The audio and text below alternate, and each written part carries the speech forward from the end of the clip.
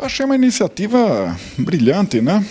Porque é um grande brasileiro, patriota, anti-imperialista, um homem comprometido, mas também por causa do momento que nós estamos vivendo, que é um momento que tem muita relação com a obra dele, um momento muito crítico para a evolução do mundo, sob o domínio imperialista. Isso tudo, o Muniz Bandeira trata em profundidade, com clareza, e então fiquei muito orgulhoso de ter participado aqui. Esse homem devia ser muito valorizado internacionalmente pelos brasileiros, e ele ainda é de círculo restrito, e nós devíamos levar isso em conta. É muito conhecido em Cuba, muito conhecido por todos que estudam as relações internacionais. O professor Muniz Bandeira é certamente um dos maiores historiadores brasileiros, e certamente o maior historiador brasileiro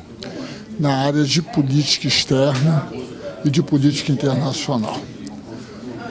Ele tem um conjunto de obras sobre a política internacional, a política externa brasileira, muito importante, principalmente porque muito atual. Ele faz a história dos tempos atuais.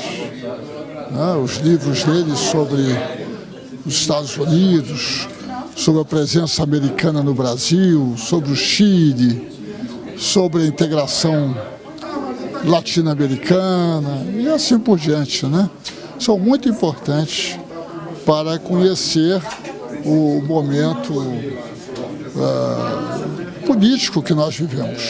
Primeiro que o homenageado merece, mostra também um trabalho da UBE muito significativo. Há anos a UBE não fazia uma coisa assim tão forte, tão significativa. Presta atenção que a maioria dos grandes escritores brasileiros falam do Brasil. Ele fala do mundo. E isso é raro, né? Em geral, só americanos e europeus falam do mundo. Você tem um brasileiro falando de problemas mundiais. O que você diria para essa juventude que está tentando conhecer o Muniz Bandeira? Eu começaria mesmo pelo Ano Vermelho, por ser uma obra, embora acadêmica, que guarda uma força poética muito grande. Foi uma obra que me impressionou muito e que me marcou pessoalmente muito. E que realmente levasse isso, levasse essa leitura à obra poética dele, porque a obra poética conversa com a obra acadêmica. Né? Então, também não é uma obra que você possa ler de repente, mas que você pode ir aos poucos descobrindo. Então, assim, para que as pessoas descobrissem o Muniz Bandeira. Talvez o livro mais importante sobre a história dos Estados Unidos, que jamais se escreveu em qualquer língua. A tal ponto que ele foi traduzido pelo Instituto Confúcio, em São Paulo, da Unesp, e foi publicada pela editora da Universidade de Hubei. Esse livro foi publicado com 10 mil exemplares, primeira edição na China. Foi um sucesso de vendas tão grande que a segunda edição saiu com 90 mil exemplares. Isso mostra o alcance da obra. É um número muito expressivo para um autor brasileiro, desconhecido na China, né, e para falar de um terceiro país. O livro está sendo utilizado nas salas de aula na República Popular da China. A cosmovisão de Muniz, que ele já apresentava nos seus primeiros trabalhos na análise dos problemas brasileiros, suas obras da década de 60 e 70, ele transferiu para o cenário internacional, que transcende a fronteira dos Estados Unidos, e usando de uma dialética ele faz a análise do fundamento teórico, ele começa com o fundamento teórico sobre o imperialismo, tratando do debate entre Kautsky e Lenin, para situar o pano de fundo da sua análise. E Muniz nos explica onde estão os interesses e o que os americanos fazem para consolidar as suas vantagens. É o que eu poderia dizer a respeito dessa obra magnífica do nosso mestre Muniz Bandeira, a obra que o fez recipiente do nosso prêmio Juca Pato, da União Brasileira de Escritores, e que é uma das maiores produções intelectuais de um historiador em qualquer lugar do mundo. Muito obrigado.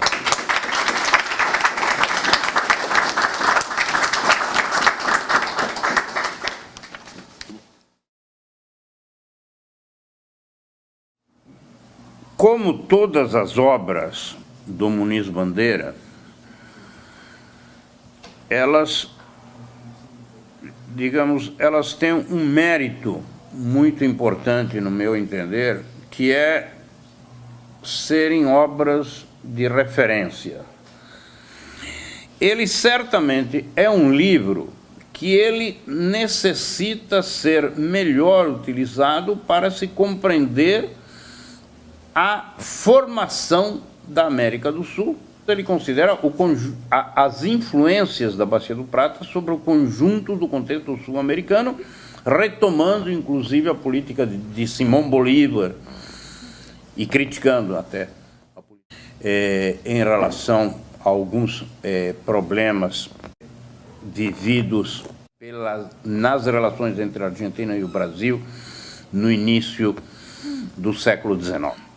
Então, eu acho que deve ser considerado um dos aspectos prioritários na leitura desse livro do Muniz Bandeira. O aspecto, eu chamaria inversão de uma perspectiva ufanista da fundação do Estado brasileiro, do desenvolvimento do Estado brasileiro. Muniz consegue provar e inverter um raciocínio que poderia ser chamado um raciocínio ufanista da política brasileira. Não somente ele destrói o caráter ideológico, o caráter com que foram sempre lidos as operações de bandeirantes, de bandeiras, a expansão do território brasileiro. Não somente ele mostra exatamente como isso foi feito claramente, como dentro da lógica da expansão comercialista, certo? A partir de um determinado momento da expansão do capitalismo internacional, em particular do capitalismo português, e já a partir do final do século XVIII e certamente no século XIX, num contexto de expansão das relações capitalistas internacionais, inclusive o tráfico negreiro, etc., nas quais o maior beneficiário era a Inglaterra, e a partir, digamos, aproximadamente da metade do século XIX, também foram os Estados Unidos. A ação chamemos assim, da elite brasileira naquele período, acabou formando o Estado brasileiro, mas um Estado brasileiro que vinha dentro de uma perspectiva de expansão, uma perspectiva de rapinagem daqueles grupos, setores, áreas, povoados que não estavam dentro da formação da colônia portuguesa. O outro aspecto que me chamou bastante atenção é a polêmica e a reinserção que ele fez em relação a guerra do Paraguai e as relações com o Paraguai. Ele mostra como, ao contrário de uma leitura mais difundida, de uma interpretação mais difundida das relações na Bacia do Prata, e particularmente da Guerra do Paraguai, ele diz que ele faz uma análise mostrando as responsabilidades da elite paraguaia. E ao contrário de considerar que era o desenvolvimento paraguaio que produziu e que deu força a Solano Lopes para ter uma política de enfrentamento com o Império Brasileiro, havia sido a fraqueza e o atraso da sociedade paraguaia que possibilitou a Solano Lopes considerar a possibilidade de enfrentar uma aliança tão poderosa como era a Tríplice Aliança. Apesar disso, a perspectiva brasileira era a da necessidade de manter a expansão e assegurar a continuidade do território brasileiro. Da livre navegação no Rio Paraguai era uma necessidade básica brasileira naquela época, porque não havia outros meios de comunicação, e era a forma de assegurar a permanência das províncias, particularmente da província de Mato Grosso, mas também de algumas outras regiões. Ele fala até de São Paulo. Creio que a importância desse livro é a demonstração das fontes, a pesquisa extremamente extensa que ele fez e a orientação da interpretação. Aí eu acho que é o elemento fundamental desse livro do Muniz. Então eu agradeço, muito obrigado pelo convite. A importância do Muniz é a sua pesquisa documental. Eu acho que aí realmente há uma grande força na sua obra, porque é uma pesquisa documental que não muitos estão acostumados a fazer no Brasil. Portanto, eu acho que nesta comemoração dos seus 80 anos, esse aspecto deve ser bem valorizado. Portanto, acho que a comemoração e a avaliação da sua obra realmente é uma necessidade na vida intelectual e também política brasileira. Mas o que mais me inspira nessa homenagem é que se trata de um intelectual engajado, coerente, de imensa honestidade, comprovada em quase 60 anos de trabalhos ininterruptos. A monumental obra que ele nos lega, mais de 30 livros, não é? Reedições, etc., por si só, diz da importância desse historiador. Aplaudi Muniz durante a palestra que proferiu no simpósio Repensando o Socialismo, em 10 de junho de 1977, na PUC, no momento mesmo da reunião, da 29ª reunião da SBPC, proibida pela ditadura militar naquela época. A sua palestra foi assistida no TUC por cerca de 2.000 pessoas, absolutamente em silêncio, e que aplaudiram Muniz de pé. E Muniz, a cada edição, obriga você a comprar o livro dele, porque a anterior já está ultrapassada, ou complementada, ou ele tem avançado na sua interpretação. Em cada prefácio, ele dá um depoimento da sua própria vida. E, nesse caso, ele trata da trajetória enfrentada para realizar e levar a cabo suas pesquisas e as dificuldades para a publicação da primeira edição do livro em 1967, escrito em condições difíceis de clandestinidade e que somente veio a público graças à coragem pessoal do seu editor, Enio Silveira. Na ocasião da publicação desse livro, que ele entrega pouco antes de entrar na prisão Ele inclusive, dá um depoimento. Eu trabalhei mais de 18 horas por dia durante 6 meses, porque eu sabia que eu ia ser preso. Ele já estava condenado, aliás, apenas aguardava a ordem da prisão.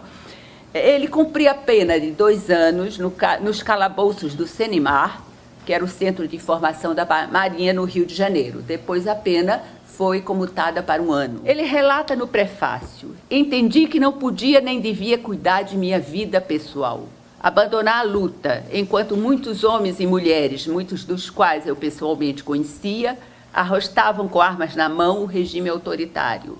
Para mim, que não cria que a luta armada pudesse derrocar o regime autoritário, era necessário combatê-lo por outros meios, como intelectual que sempre fui.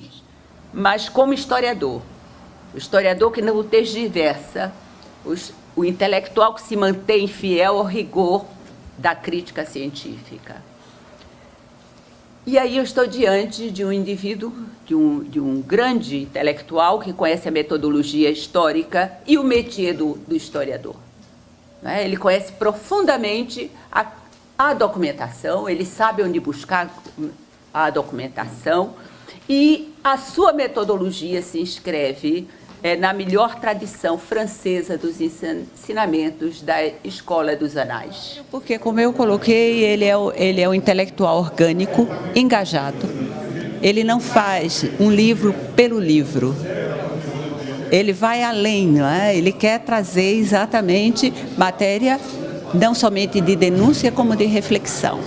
Total, ele busca uma totalidade na sua análise, ele faz você refletir a sociedade, ele faz a luta de classes, está sempre presente, dos grupos que manipulam, os grupos que estão em poder, né?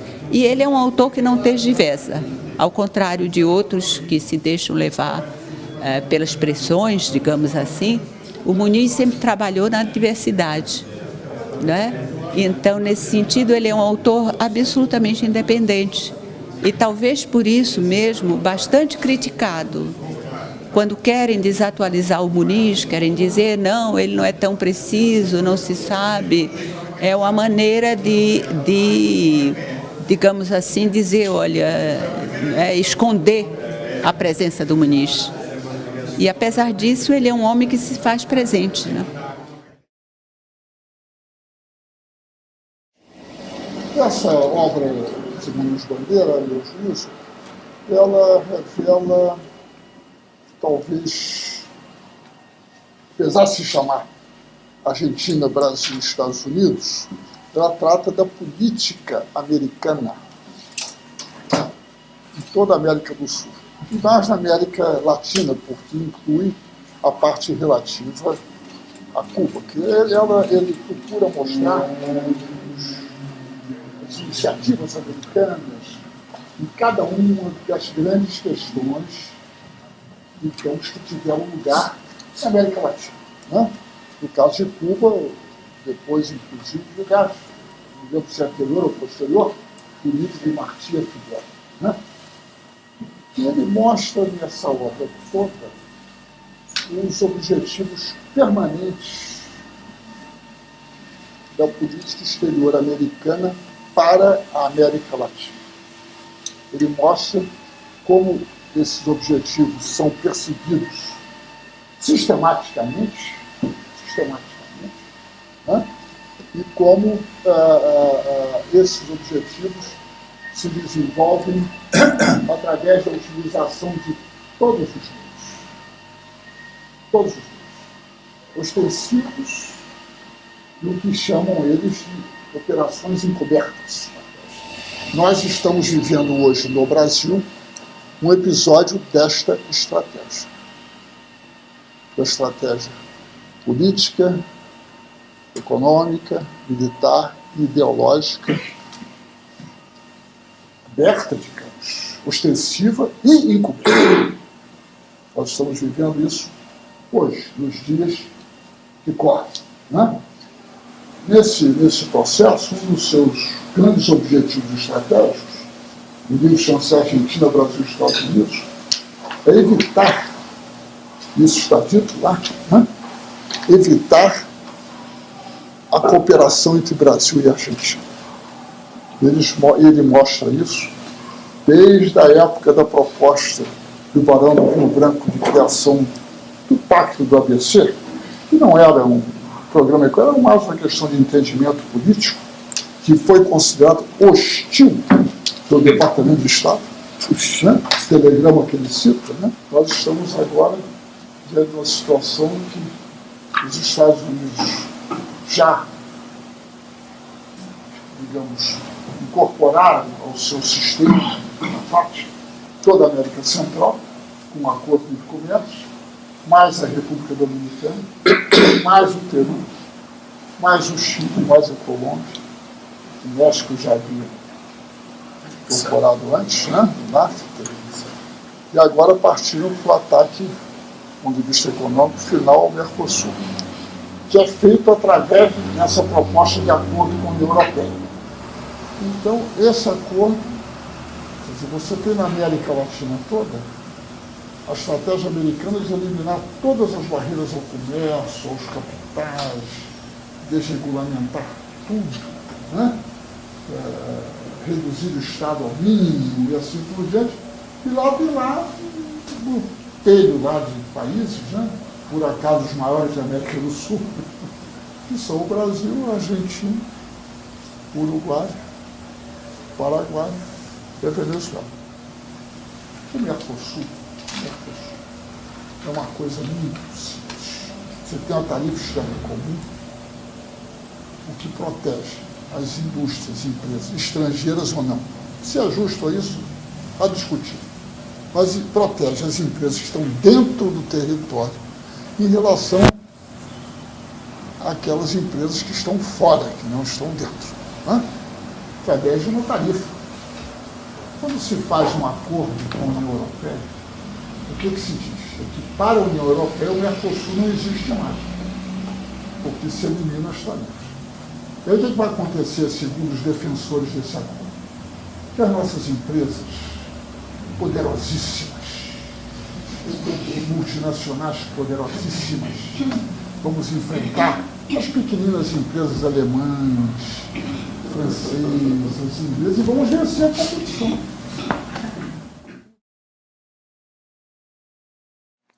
Eu considero que das obras aqui analisadas, todas muito densas, assim como esta, O Ano Vermelho, mas esta é talvez a mais literária das obras que nós estamos comentando. Porque apesar de densa, é uma leitura deliciosa, histórica. É um dos maiores brasileiros, no sentido de produção de uma obra tão densa, tão, digamos, coerente, comprometida. Mas é o caso sempre de a gente fazer o registro das profundas convicções nacionais e anti-imperialistas do Muniz Bandeira. E a gente homenageia ele ao livro, homenageia porque ele é um incrível produtor de obras que se tornaram clássicas, né? Modernas e perenes, assim que vieram à luz. Tanto que posso dizer, de cátedra, que O Ano Vermelho se tornou uma obra inexcedível até hoje, mesmo para a historiografia do próprio Partido Comunista do Brasil. E nós estamos quase às vésperas de comemorar 100 anos da Revolução Soviética, que marcou a história do mundo. O livro faz um amplo levantamento dos reflexos da Revolução de 17 em nosso país, entre os quais o mais perene foi a fundação do Partido Comunista do Brasil em 1922. Pela primeira vez que se sabe, ele incorpora textos importantes de difícil acesso, que foram escritos no calor dos acontecimentos de 1917 a 22, escritos por Astrogildo Pereira, que foi, em 1922, o principal fundador do Partido Comunista do Brasil, PCB. E da UBE também. Hein? E da UBE também. Isso. E, além do que, muitos escritos de Lima Barreto, Edgar Langenroth e outros líderes precursores do movimento operário e revolucionário no Brasil.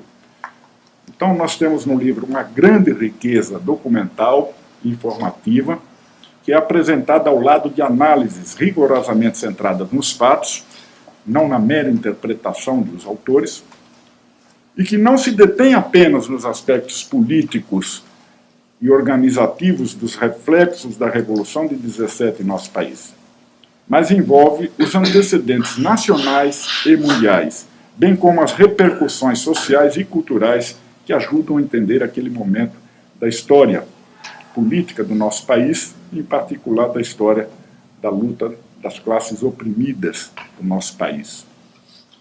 E saúdo um fato que poucos talvez conheçam. Uma outra amostra do compromisso de Muniz, um homem que não era sectário, né, do mundo. E é uma curiosidade muito boa, porque, não sendo propriamente do Partido Comunista do Brasil, tendo tido laços até com o Partido Comunista Brasileiro, e nós fomos descobrir, numa entrevista recente com Muniz Bandeira, na biografia de João Amazonas, quem sugeriu o nome PCdoB foi ele. Foi verdade. Foi ele. E é pouco conhecido esse episódio, porque ele conversava com Diógenes Arruda, conversava com Maurício Grabois, mais Maurício Grabois e João Amazonas. E numa conversa dessa, meio que brincando, ele falou, olha, tem que diferenciar, né? Por que vocês não chamam PCdoB, então? E nós, rapidamente, aquilo foi captado. Vida longa ao Muniz Bandeira.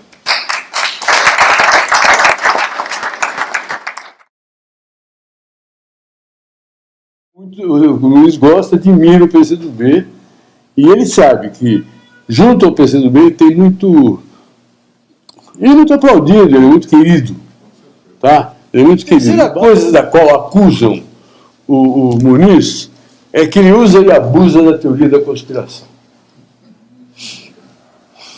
Né? Aí, uma pessoa... Teve uma época, entre os anos 70 e 80, que a gente não devia abusar da teoria da conspiração. Você só faria isso quando tivesse provas. De fato, você só pode fazer quando tiver provas. Mas e se houver provas? E o Muniz vai atrás das provas. Isso muda também a concepção estratégica dos Estados Unidos. Ou seja, ele passa a ter uma atuação muito mais agressiva do que na Primeira Guerra Fria. Na Primeira Guerra Fria, os Estados Unidos tinham que jogar um jogo de xadrez. Né? Da cá, toma lá. Daí ter surgido o Estado do Bem-Estar Social na Europa. Na Segunda Guerra Fria não precisa disso. É neoliberalismo direto, quem achar ruim vai levar porrada, vai ser boicotado. Nessa segunda fase da Guerra Fria, os Estados Unidos não aceitam nenhuma contestação à sua hegemonia. Diferente da primeira. Ah, bom, você é chegado aos russos, então fica para lá. Você é chegado aos chineses, fica para lá. Agora não. Você comprou anteontem aviões da França, quando eu queria te vender os meus. Então eu já te pus no caderninho. Não foi? Uma das causas do golpe branco no Brasil foi alguma desobediência de Lula e Dilma. Então eles vão ameaçar. Boicotes comerciais, atentados, o falso terrorismo, derrubada de governo, invasões e guerras. A longo prazo, o maior concorrente da política externa americana hoje no Ocidente são os BRICS. Ainda que alguns sejam do Oriente. Mas no Ocidente são os BRICS. Os BRICS chegaram a pensar, estão cogitando uma moeda única. Isso enfraquece o dólar. Né? Então, se nós não queremos que essa política imperialista de fatiamento do mundo, com essa ideologia de que cada etnia é uma nação, é uma coisa atrasadíssima. Como no nível internacional é a Síria, é no Brasil hoje no nível da ditadura jurídico-kafkiana, né, que as coisas estão funcionando. Então só tem que terminar como o Samuel, fora dele.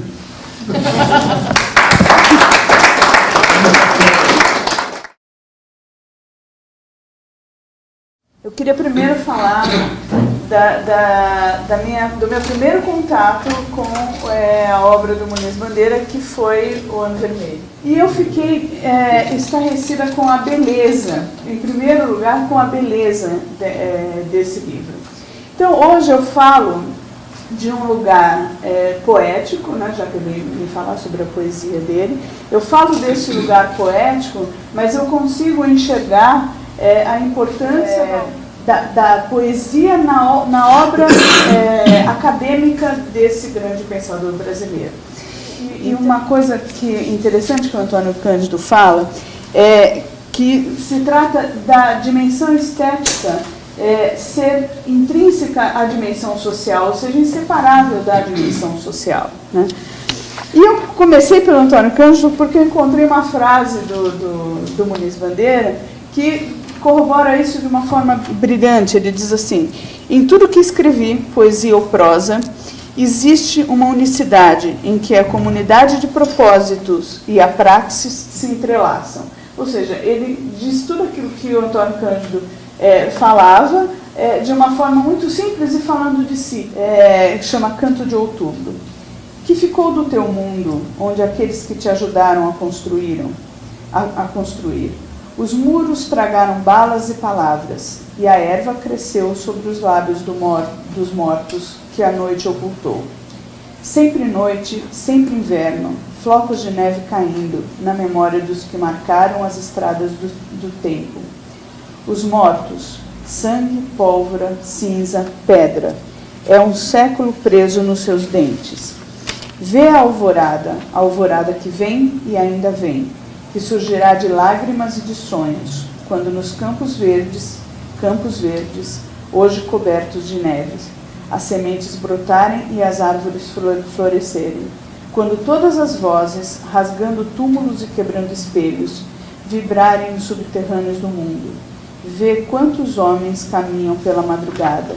Eles esperam por ti. Esperam que os relógios sangrem a dor das horas, que os rios contidos desemboquem pelas bocas dos mortos, despertados ao canto das aves e dos clarins de fogo da alvorada. E o sol que tu levaste nas mãos, será de todos. Isso eu acho que resume muito bem esse pensamento tão generoso e tão socialista, comunista dele, né, solidário, né, fraterno. O Muniz Bandeira publica alguns livros e existe um hiato muito grande entre alguns deles. Então, o primeiro deles, Verticais, sai em 1956, Retrato e o Tempo em 1960, ou seja, 4 anos de diferença, mas o outro livro, Poética, dele sai só em 2009. E aí ele justifica dizendo que a vida acadêmica roubou a lírica, né? Então, ou seja, ele ficou tanto tempo imerso nos estudos acadêmicos que isso roubou a lírica, o que eu discordo completamente, porque quando a gente lê os estudos acadêmicos, a lírica está ali presente. Mas ele faz uma abertura dizendo que algumas coisas ele precisa pontuar. E eu acho que aí entra um diálogo muito interessante entre o historiador, entre o poeta e entre o amante, porque são versos escritos para Margot, mas a Margot ela não é só a sua musa. A Margot é aquela pessoa que fica num lugar dentro do coração, num lugar dentro de uma cidade, ou seja, ela tem um lugar social, ela tem um lugar dentro do coração dele, mas ela também ocupa um lugar social e geográfico. Mas eu recomendo que vocês leiam os sonetos, porque são sonetos de amor e que revelam ali toda aquela complexidade de que o Antônio Cândido fala. Ou seja, é inseparável este poeta do estudioso, do acadêmico, do ser humano, do homem e do homem apaixonado. São realmente versos de uma beleza ímpar e que sempre me emociona. O evento foi um grande sucesso, nós tivemos diversas palestras sobre a obra do professor Muniz Bandeira, maior historiador brasileiro de todos os tempos. Discutimos algumas obras em particular, ele é autor de cerca de 30 obras diversas. Escolhemos as mais representativas e um dos nossos conferencistas falou sobre a poética em Muniz Bandeira. E a atualidade do pensamento do Muniz Bandeira, como é que o senhor vê? A obra dele é atualíssima, ele coloca a situação do Brasil nos diversos momentos sob uma perspectiva histórica, e essa perspectiva histórica é válida para analisar o momento político atual do nosso país. Possibilitado que estou de mandar uma mensagem ao vivo em função do meu estado de convalescência de uma cirurgia bucal, do meu amigo, do Valdir Noronha Gomes, presidente da União Brasileira de Escritores, que lesse essa mensagem por ocasião da abertura dos trabalhos do seminário que aquela entidade hoje realiza em homenagem ao recurso dos meus 80 anos. Fiquei imensamente feliz pela iniciativa e muito agradecido por ver os meus amigos Samuel Pinho Guimarães, Regina Gadelha, Tulo Vigevani, Walter Sorrentino, Cássia Janeiro, Levi Ferrari e Val Noronha, tratar de aspectos diversos da minha obra. Importância institucional, neste momento histórico, para a todos os brasileiros a defesa de nossa democracia, dos direitos fundamentais, do devido processo legal de nossas instituições, em vista dos perigos que nos ameaçam. Vejo que a OBE retoma um processo de liderança institucional no Brasil, iniciado em 1942, o que me causa enorme satisfação. Muito obrigado mais uma vez a todos os amigos e amigos presentes na nova sede da OBE em São Paulo, pela homenagem que hoje recebo.